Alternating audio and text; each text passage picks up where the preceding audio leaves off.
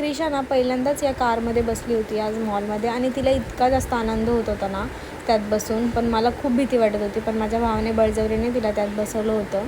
नंतर मॅडमला 1 मिनटं पण अंगावरती नव्हतं राहायचं. तिला असं होतं की मला खाली सोडा आणि इथे तिथे पळू द्या. पण तिने खूप जास्त एन्जॉय केला. नंतर ना आम्ही खायला मागवलं आमच्यासाठी आणि मिरवंत खूप जास्त हॅप्पी झाला कारण की त्याला चिकन नगेट्स खायचे होते. नंतर आम्ही पण सर्वांनी मस्त पार्टी केली आणि मग नंतर घरी जायला निघालो.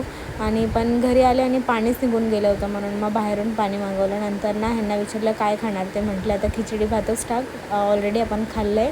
मग ते बनवलं. नंतर 1 वाजले तरी मॅडमची मस्ती नव्हती संपत. तिला झोपायचं नव्हतं. फ्लोअरमध्ये इतकी मस्ती करत होती ना क्रिशा.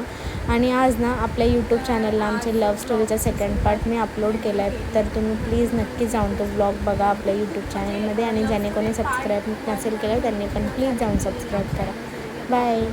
आता आम्ही बसलो आहे ब्लॉग शूट करायला आणि मग तेच तर चला लव्ह स्टोरी सेकंड पार्टला स्टार्ट करूया आपण. फर्स्ट पार्ट वाद व्हायचे, भांडण व्हायचे, त्याच्यानंतर काय होतं तुम्ही सांगता का?